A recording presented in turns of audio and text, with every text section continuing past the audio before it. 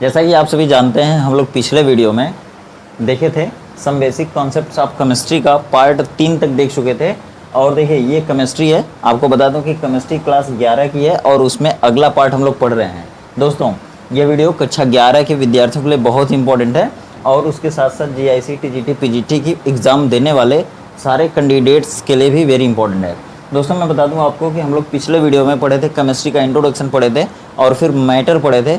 चूँकि केमिस्ट्री में हम लोग किसी भी पदार्थ की संरचना और संगठन का अध्ययन करते हैं तो उस पदार्थ के बारे में हम टोटल आपको डिस्कस किए हैं पिछली वीडियो में। और दोस्तों उसके बाद हम लोग क्या पढ़े थे, कंपोजिशन भी पढ़े थे और क्लासिफिकेशन पढ़े थे। तो क्लासिफिकेशन अगर हम करें तो मैटर का क्लासिफिकेशन ये है, द्रव्य का क्लासिफिकेशन मीन्स वर्गीकरण ये है। और इसमें हम आपको बताए थे कि देखिए द्रव्य का 2 तरह से वर्गीकरण किया जाता है, एक होता है भौतिक वर्गीकरण, दूसरा होता है रासायनिक वर्गीकरण। अगर भौतिक वर्गीकरण को देखेंगे तो भौतिक अवस्थाओं के आधार पर भौतिक वर्गीकरण 3 भागों में किया जाता है मुख्य रूप से, लेकिन अभी 2 अवस्थाएं और आ गई हैं। तो अब भौतिक वर्गीकरण में इनकी 5 अवस्थाओं के आधार पर वर्गीकरण किया जाएगा, सॉलिड, लिक्विड, गैस, प्लाज्मा और बोस-आइंस्टीन। अगर पदार्थ की चौथी और नई अवस्था पूछी जाती है कौन है, तो आप बोलेंगे प्लाज्मा। अगर सबसे नवीनतम अगर अवस्था पूछी जाए पदार्थ की, नवीनतम अवस्था क्या है, तो आप बोलेंगे बोस-आइंस्टीन पार्टिकल, ठीक है, जिसको पहले गॉड पार्टिकल भी कहते थे। अब देखिए इसके आगे से बात हम लोग करने वाले हैं आज। देखिए रासायनिक वर्गीकरण अगर करेंगे तो इसके आधार पर यह 2 प्रकार का होगा। कोई भी पदार्थ अगर रासायनिक वर्गीकरण के हिसाब से देखा जाएगा तो 2 तरह का होगा, या तो प्योर या तो नॉन प्योर या इम्प्योर। देखिए जो प्योर होता है, ठीक है, उसके प्रत्येक घटक, किसी भी पदार्थ के अगर प्रत्येक घटक का कंपोजिशन एक जैसा है या फिर एक समान है तो हम उसे कहते हैं शुद्ध पदार्थ। शुद्ध पदार्थ में 2 चीज़ आता है, या तो तत्व या तो यौगिक। अगर तत्व है तो वो 3 तरह का हो सकता है, मेटल्स, नॉन मेटल्स और मेटेलॉइड्स, ठीक है, धातु, अधातु और उपधातु। अगर उसी तरह से अशुद्ध पदार्थ है या इम्प्योर पदार्थ है, ठीक है, या फिर मिक्सचर उसे भी कहते हैं। तो देखिए सबसे बेसिक डेफिनेशन क्या है, अगर कोई भी तत्व है तो वो अकेला रहेगा, ठीक है, तत्व हमेशा अकेला होता है। अगर वो डबल हो गया, ठीक है, तब हम उसे अणु कहेंगे। लेकिन अगर किसी अणु में अगर एक ही तरह के पदार्थ उपस्थित हों, एक ही तरह के तत्व हों, एक ही तरह के परमाणु हों, ठीक है, तब हम उसे क्या कहेंगे, तत्व कहेंगे, अकेला। अगर देखिए 2 तत्वों को आपस में मिला दिया गया, ठीक है, निश्चित मात्रा में, तो यौगिक हो जाता है। अगर 2 पदार्थों या 2 तत्वों को आपस में अनिश्चित मात्रा में मिला दिया गया तो वह मिश्रण हो जाएगा। अभी मैं आपको मिश्रण का कुछ ऐसा इंपॉर्टेंट एग्जाम्पल बताऊंगा जो कि कंपटीशन में बार बार पूछे जाते हैं। जैसे देखिए किसी भी मिश्र धातु का नाम अगर हम ले लें, जैसे कांसा, जर्मन सिल्वर, ठीक है, रोल्ड गोल्ड, पीतल, ठीक है, और फिर सोल्डर धातु। अगर उस तरह से हम बोल दें कि कांसा क्या होता है तो आप बोलेंगे कांसा एक मिश्र धातु है। मिश्र धातु मतलब मिश्रण है, उसमें 2 धातुओं को मिश्रित अवस्था में बनाया गया या मिलाया गया है बिना किसी अनुपात में, ठीक है। देखिए घंटा धातु, आप बेल मेटल का नाम सुनेंगे, सिक्का धातु का नाम सुनेंगे, ये सभी क्या है, मिश्रित धातु है, मतलब एक धातु को दूसरे धातु में मिक्स किया गया है, ठीक है। चलिए अब देखिए मिश्रण अगर बात की जाए, मिश्रण कितने प्रकार का होगा, तो 2 प्रकार के, या तो समांगी या तो विषमांगी। देखिए मैं आपको आगे क्या बताने वाला हूँ, समांगी मिश्रण अगर इसमें आएगा तो समांगी मिश्रण को हम लोग विलयन कहेंगे, विलयन। और जहाँ पे बात विलयन की आती है वहाँ पे पूरा एक लेसन तैयार हो जाता है। दोस्तों पहला लेसन हम लोग पढ़ रहे हैं केमिस्ट्री का, यहीं से पूरी केमिस्ट्री शुरू हो गई है, ठीक है। अगर आपको 2 तरीके से आप पढ़ सकते हैं, या तो अगर आपको नॉलेज के लिए पढ़ना है तो आप मेरे हिसाब से पढ़िए, जो कि वीडियो कई पार्ट में करके आती रहेगी। अगर आपको सिलेबस के हिसाब से पढ़ना है तो सिलेबस में क्या है, एक नाम दे दिया, बस उस नाम से संबंधित कोई भी चीज़ आपसे पूछ सकता है, लेकिन नाम की पूरी डिफिनेशन आपकी बुक में नहीं दिया है, वो डिफिनेशन मैं आपको बताऊंगा। देखिए और काम की चीज़ें बताऊंगा और मैं कंपटीशन को देखते हुए आपको कंपटीशन वाली चीज़ें दूंगा, जिससे कि आप जल्दी से जल्दी किसी भी कंपटीशन एग्जाम को बीट करके सफलता को हासिल कर सकें, ठीक है। देखिए जब विलयन की बात आएगी ना, जैसे अगर मिश्रण है, समांगी मिश्रण है तो विलयन हो जाएगा, उसको विलयन कहते हैं। अब जहाँ पे विलयन आएगा वहाँ 3 चीज़ आती है। देखिए एक वास्तविक विलयन, दूसरा निलंबन और तीसरा होता है कोलाइडी विलयन। जैसे मान लीजिए मैं अगर आपको एग्जांपल दूं, अभी मैं सब डिटेल डिस्कस करूंगा। जैसे देखिए अगर मैं बात करूं कि चीनी पानी अगर एक में मिला दिया तो समांगी मिश्रण हुआ तो उसे विलयन कहेंगे। अगर आटा पानी अगर डाल दिया, गोंद या जिलेटिन पानी अगर मिला दिया आपस में, जैसे आटा पानी, तो वह हो जाता है कोलाइडी विलयन।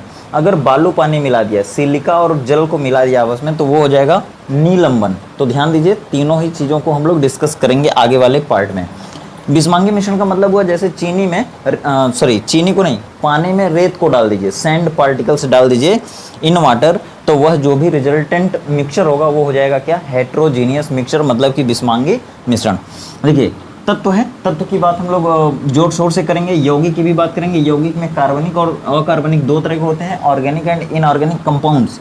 तत्व की बात है, सबसे पहले तत्व के बारे में बात करेंगे। जैसे देखिए आपको 1 से लेकर 30 तक याद कराए जाते हैं तत्व, कक्षा 6 से ही आपके टीचर चिल्लाते हैं कि भाई तत्व याद कर डालो। देखिए धातु अधातु उपधातु आपको बाद में समझ में आएगा, सबसे पहले आपको तत्व याद होना चाहिए, जानकारी होना चाहिए कि तत्व क्या होते हैं। तो देखिए हम आपको बताने जा रहे हैं सबसे पहले तत्व के बारे में। देखिए हेडिंग पड़ी थी धातु, लेकिन हम इनको काट करके एलिमेंट के बारे में बात करेंगे। एलिमेंट्स मतलब होता है तत्व, ठीक है। देखिए तत्व क्या होते हैं भाई, चलिए अगर आप नाम सुने हैं hydrogen, helium, lithium, beryllium, boron, carbon, nitrogen, oxygen, और अगर आपको आज तक ये याद नहीं हुए हैं तो आज अभी याद हो जाएंगे, गारंटी लेता हूँ, अभी याद कराऊंगा। देखिए तत्व क्या है, सबसे पहले आप समझिए, जो ये hydrogen, helium, lithium, beryllium, boron, carbon, oxygen, nitrogen जितने भी हैं, लोहा, टीना, सोना, चांदी, ये सभी क्या है, तत्व हैं। लेकिन उस तत्व को आप जानते परखते नहीं हैं, तो अभी देखिए हम सबसे पहले आपको बताएंगे 1 से 30 तक के तत्व। देखिए होता क्या है, hydrogen, helium, lithium, beryllium, boron, carbon, nitrogen, oxygen, fluorine, neon, sodium, चलिए इधर लिखते हैं, magnesium, aluminium, silicon, phosphorus, sulphur, chlorine, argon, potassium, calcium. और फिर उसके बाद देखिए scandium, titanium, vanadium, chromium, manganese, ठीक है। देखिए iron, cobalt, nickel, copper, zinc, यही है 1 से 30 तक के तत्व। अब आपको याद होगा, देखिए कैसे, अगर यच कहीं लिखा मिल गया इसका मतलब हाइड्रोजन है, हीलियम है, लिथियम है, बेरिलियम है, बोरान है, carbon, nitrogen, oxygen, fluorine, neon, sodium, magnesium, aluminium, silicon, phosphorus, sulphur, chlorine, argon, potassium, calcium. दोस्तों इसमें बहुत से ऐसे तत्वों के संकेत हैं, जैसे देखिए ये है ना, के से है, इसको पोटेशियम कहते हैं, के को पोटेशियम कहते हैं। भाई अगर इसका नाम पोटेशियम है तो इसको पी से दिखाना चाहिए ना, इसको के से क्यों दिखा रहे हो, इसका मतलब कहीं झोल है। झोल का मतलब क्या है कि इस के का जो ओरिजिनल नाम होता है ना, लैटिन नाम बोलते हैं, वो होता है कालियम। कालियम, जय हो काली मैया, कालियम।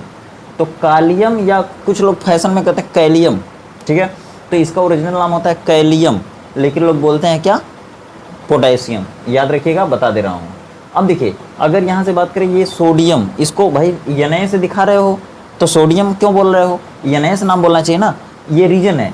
यहाँ पर ये जो है इसका ओरिजिनल नाम या लैटिन नाम होता है नाइट्रियम। नाइट्रियम, तो दोस्तों ये नाइट्रियम इसका ओरिजिनल नाम होता है, इसको कहा जाता है सोडियम, ठीक है। नाइट्रियम कहा जाता है, इसलिए Na से दिखाते हैं, ठीक है। अब देखिए याद कराने जा रहा हूँ, देखिए कैसे याद होता है, हईलेबे, ठीक है।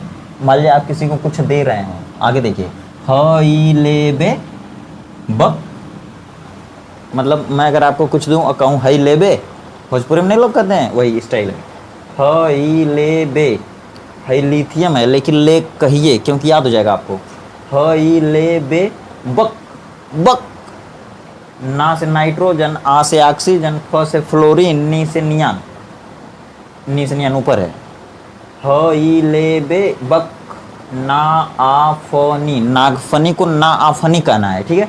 हईलेबे बक नागफनी, मतलब आप किसी को नागफनी दे रहे हैं तो वो कह रहा है, आप पूछ रहे हैं उससे कि हईलेबे, तो कह रहा बक ना चाहिए, क्योंकि कांटा वाला होता है, नागफनी में बहुत कांटे होते हैं, तो कौन लेगा, ठीक है। तो मना कर रहा है, हईलेबे बक नागफनी। 1 से लेकर 10 तक आपको याद हो गया। दोस्तों इतना ही नहीं, जैसे देखिए सपोज करिए अगर आपको इनको याद हो गया ना, हाइड्रोजन ये कितने नंबर पर आया, 1 नंबर पर। देखिए 1 नंबर पर आया, 2 नंबर पर, 3 number, 4 number, 5 number, 6 number, 7 number, 8 number, 9 number, 10 number, ये 11 नंबर, ये 12 नंबर, ये 13 नंबर, ये 14 नंबर, ये 15 नंबर, ये 16 नंबर, ये 17 नंबर, ये अरे क्या लिखा गया यार, 18 नंबर, ये 19 नंबर, ये 20 नंबर। अभी भी एक गाना आया था ना, वही सुन लिया, तो दिमाग थोड़ा थोड़ा उधर है, इसलिए गड़बड़ हो गया।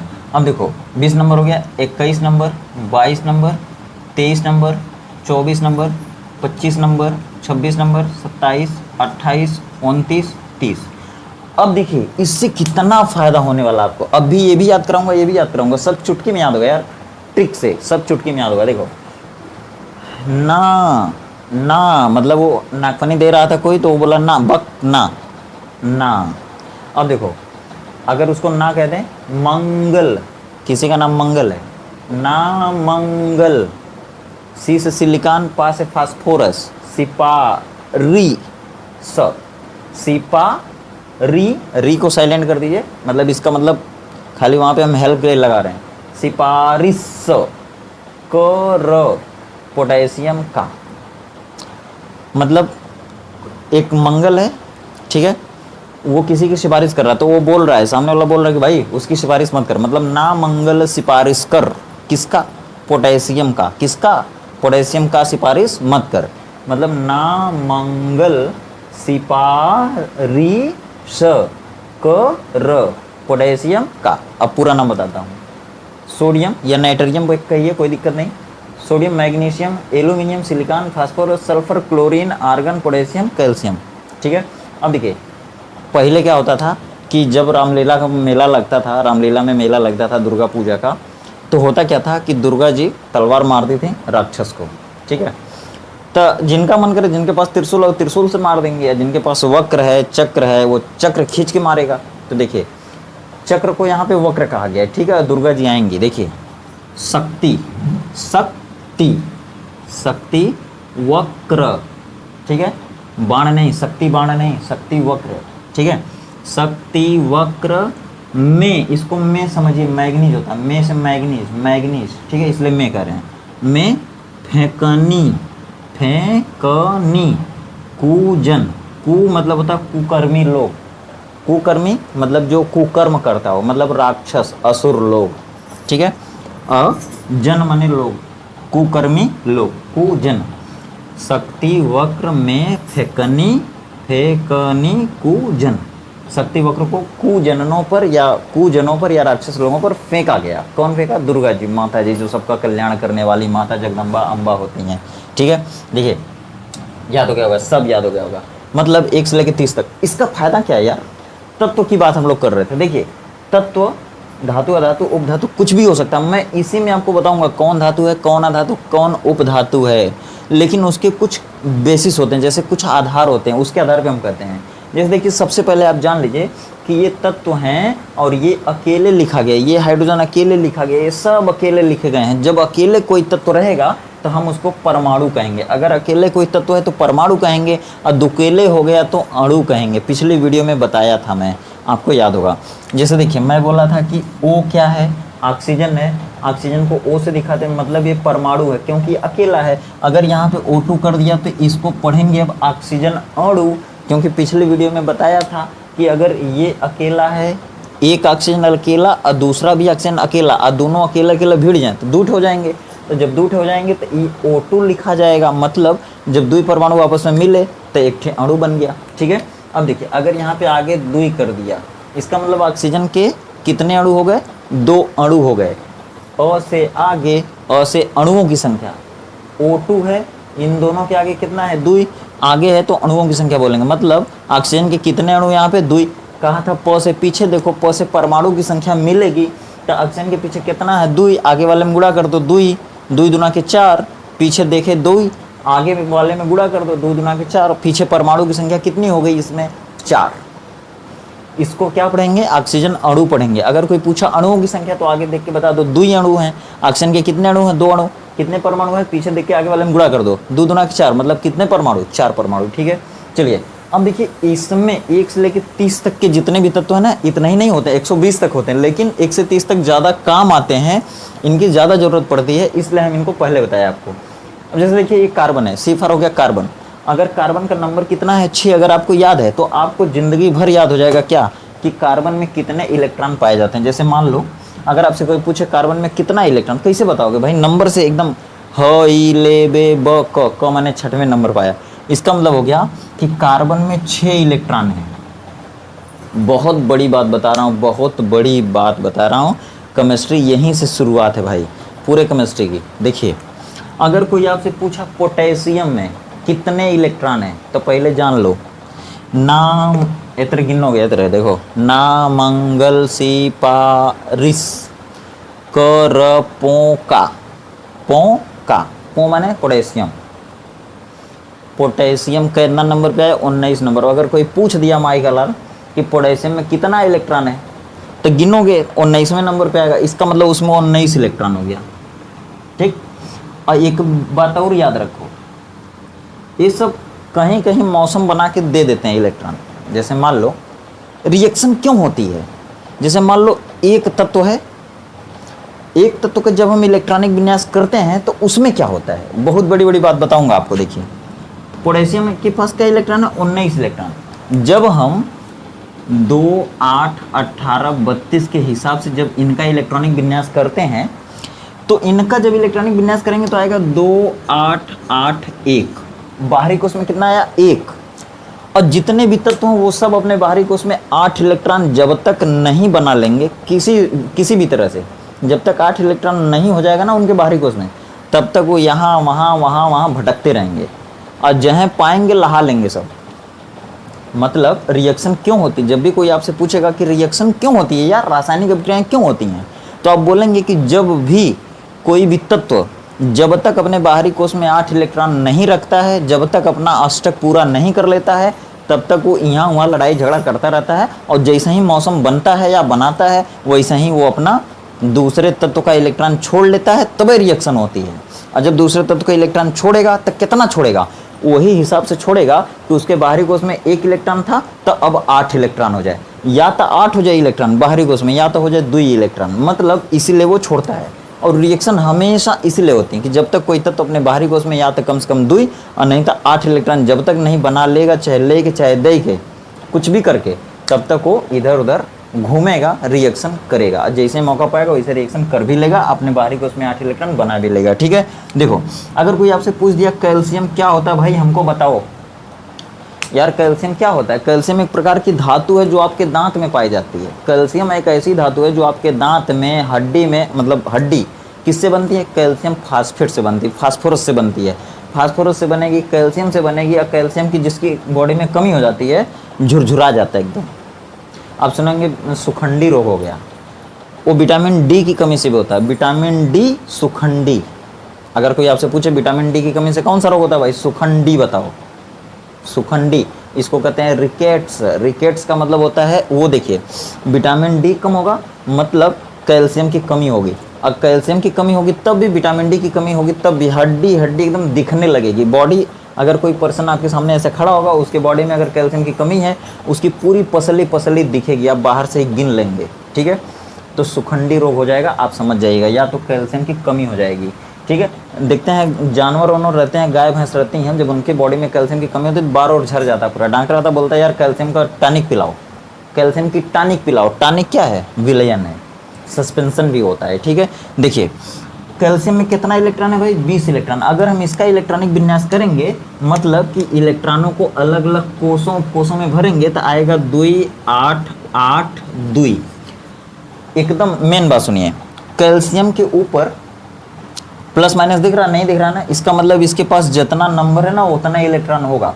कैल्शियम में 20 इलेक्ट्रॉन है, 2, 8, 8, 2 हो गया। बाहरी कोश में कितना आया, 2। अभी अपने बाहरी कोश में या तो 8 बनाएगा नहीं तो 2 बनाएगा। 2 तो पहले में से है, अगर 2 है ना तो 2 बात होगी, या तो बाहरी कोश में 8 बनाएगा। जब 8 बनाएगा ना तो 2 वाले, जब 8 बनाएगा ए में, इसको कई इलेक्ट्रॉन चाहिए, 6 और चाहिए। और जिसके बाहरी कोश में 6 होगा ना, वो भी खोजेगा, वो सोचेगा कि भाई हमारे बाहरी कोश में 6 इलेक्ट्रॉन है, हमको 2 कहीं से मिल जाए। और ये सोच रहा है कि हमारे बाहरी कोश में 2 है, हमको 6 कहीं से मिल जाए। तो है 2 वाला है 6 वाले, जहाँ भी कहीं घूमेंगे, जहाँ कहीं साइज संजोग अगर भेटा गए तो दोनों चढ़ जाएंगे एक दूसरे के ऊपर। मतलब मारी मारा शुरू, मतलब रिएक्शन शुरू हो गई, रासायनिक अभिक्रिया प्रारंभ। अब देखिए, और जब यहाँ प्रारंभ होगा तो होगा क्या, लेन देन, इलेक्ट्रॉनों का छुड़ौल होगा।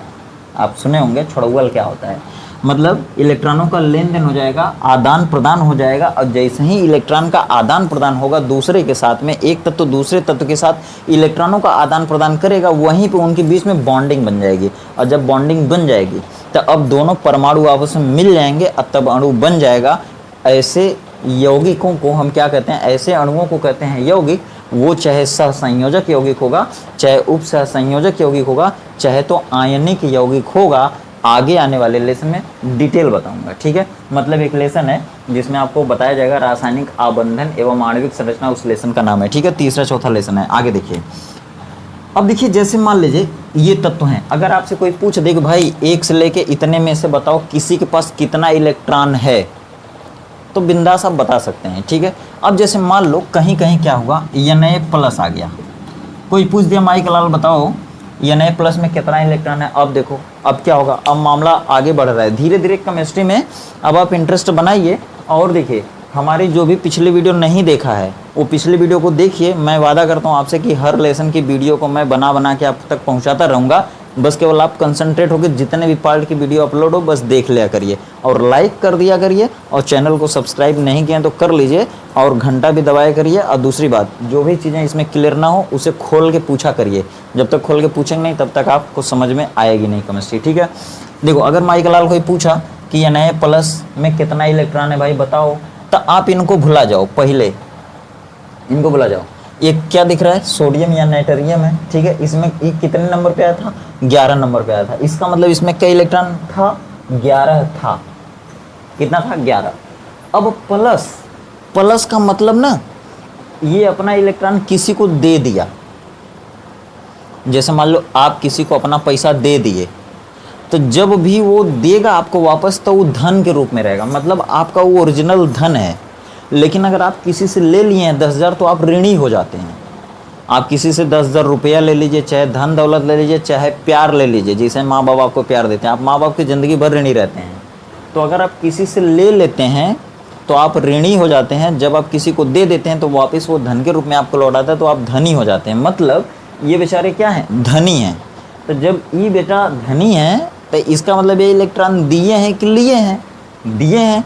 कितना दिए हैं भाई, जेठ और धन है, एक बार प्लस है, इसका मतलब एक बार दिया है इलेक्ट्रॉन, एक बार एक इलेक्ट्रॉन दिया है। अगर यहाँ पे डबल प्लस आ जाए इसका मतलब 2 इलेक्ट्रॉन दिया है।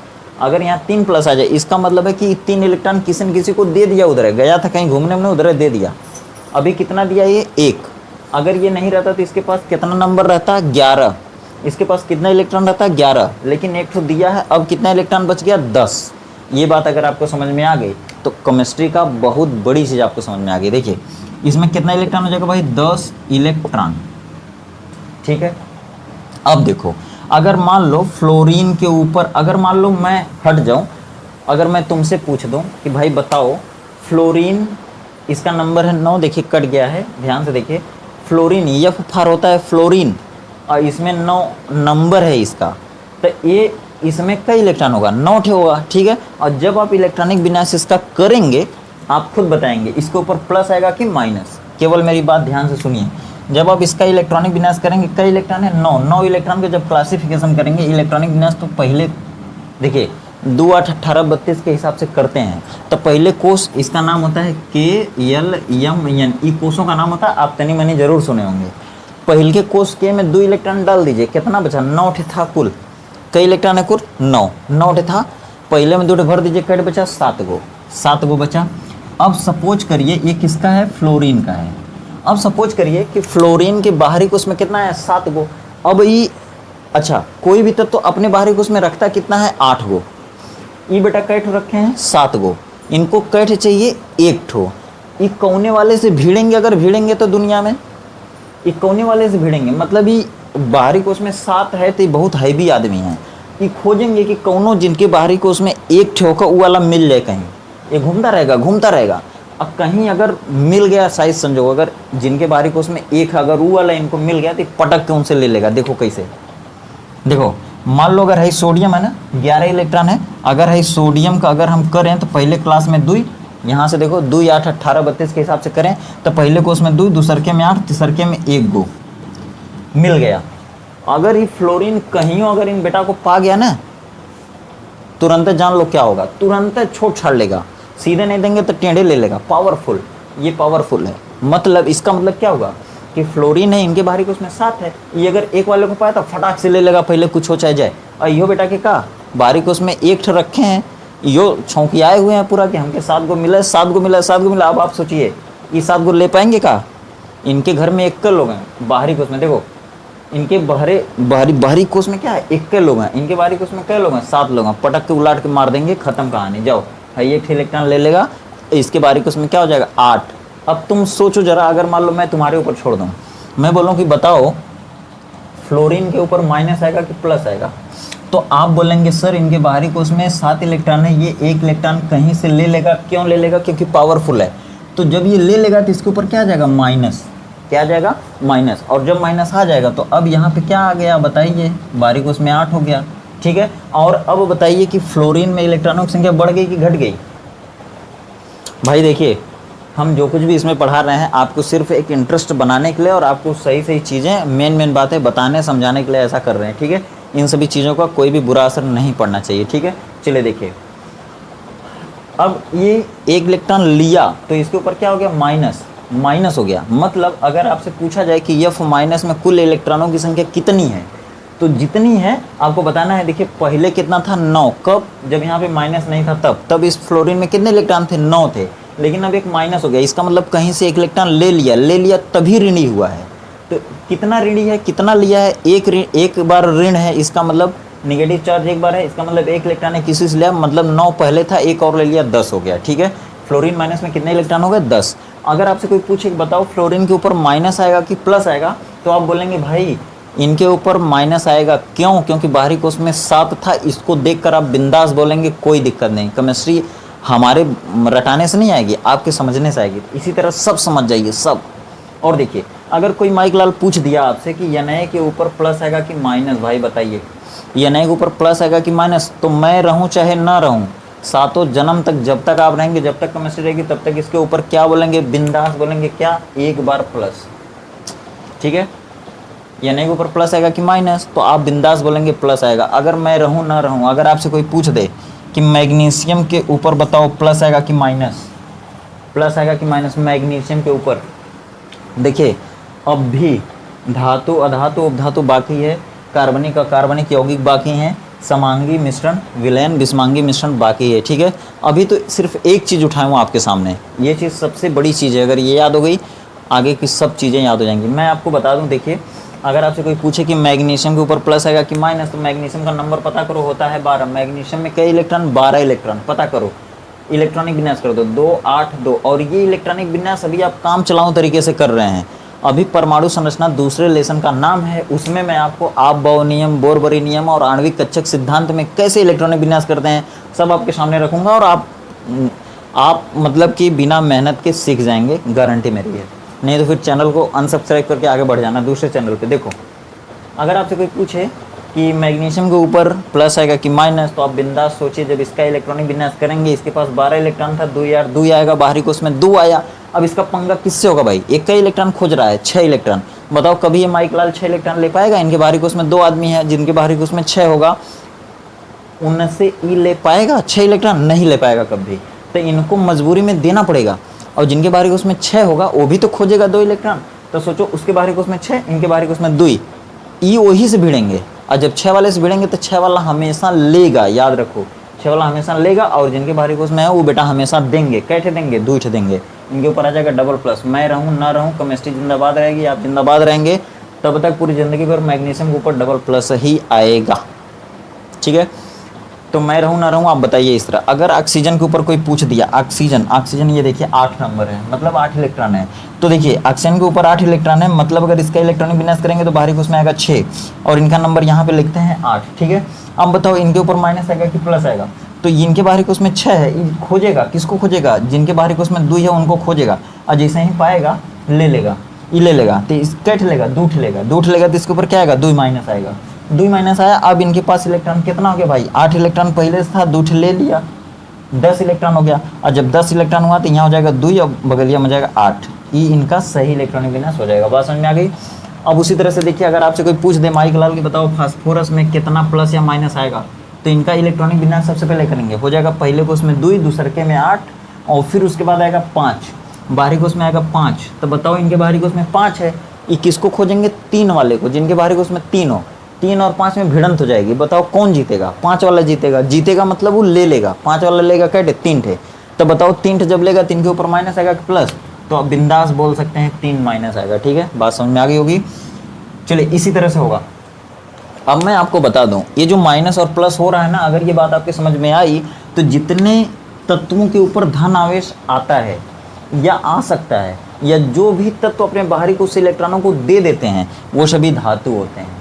ठीक, अगले वीडियो में मैं बताऊंगा धातु, अधातु, उपधातु की परिभाषा और उनके उदाहरण, और इनके बारे में बहुत ही खास बात बताऊंगा। जैसे देखो, लिथियम एक ऐसी धातु है जो सभी धातुओं में सबसे हल्की धातु है। ठीक, और अगर इसको आप खोजेंगे तो आपके फ़ोन की बैटरी में ही ये है, इसी से आपके फ़ोन की बैटरी बनी हुई है, कहीं दूर जाने की ज़रूरत नहीं है। लिथियम, इससे फ़ोन की बैटरी, बहुत चीज़ों की बैटरी बनती है। ठीक है, चलिए और देखिए सबसे प्रबल अपचायक भी ये है, अपचायक धातु। और देखिए सबसे भारी धातु अगर कोई आपसे पूछे तो ये ऑस्मियम है। सबसे हल्की धातु कौन हुई? लिथियम। सबसे भारी धातु कौन हुई? ऑस्मियम। OS से दिखाते हैं। और अगर पूछा जाए कि कौन सी धातु ऐसी है जिसका घनत्व तो सबसे ज़्यादा है, तो ऑस्मियम का है। ठीक है, कौन सी धातु ऐसी जिनकी प्रत्यास्थता सबसे ज़्यादा है? कौन सी धातु ऐसी है जिनकी तन्यता बहुत ज़्यादा है? ठीक है, तो इस तरह से काम की चीज़ें। कौन सी धातु ऐसी है जो क्षारीय धातु है लेकिन फिर भी द्रव अवस्था में पाई जाती है? कौन सी ऐसी धातु है जो सामान्य ताप दाब पर द्रव अवस्था में पाई जाती है? ठीक है, अब देखिए अधातु हैं, उपधातु हैं। उपधातुओं के उदाहरण बार बार पूछे जाते हैं। ठीक है, जितने कंपटीशन एग्जाम हो उसमें भी और आपके बोर्ड एग्जाम में भी। तो दोस्तों इस तरह से सारी चीज़ें धीरे धीरे चलेंगी 1 बाय 1 करके। अगर आप 11 में हैं, तन मन से पढ़िए, पूरी प्लानिंग के साथ पढ़िए। मैं आपके साथ हूँ कब तक? जब तक आप मेरा साथ दे रहे हैं। अगर आप साथ नहीं देंगे तो मेरा भी विश्वास आस टूटेगी, फिर मेरे भी मन में कलेश आएगा कि जाने तो नहीं वीडियो बनाएंगे। तो आप मेरे साथ बने रहिए, मैं ऐसे ही आपको वीडियो बना के देता रहूँगा। और जितना ज़्यादा से ज़्यादा हो सके आप अपने मित्रों में इसको शेयर भी करिए और सबको बताइए कि केमिस्ट्री क्लास के लिए दूर नहीं जाना पड़ेगा। घर बैठे ऑनलाइन क्लास के माध्यम से हम क्लास मतलब यहीं से देते रहेंगे और आप घर बैठे पढ़ते रहेंगे। ठीक है, तो दोस्तों चलिए मिलते हैं फिर अगली वीडियो में।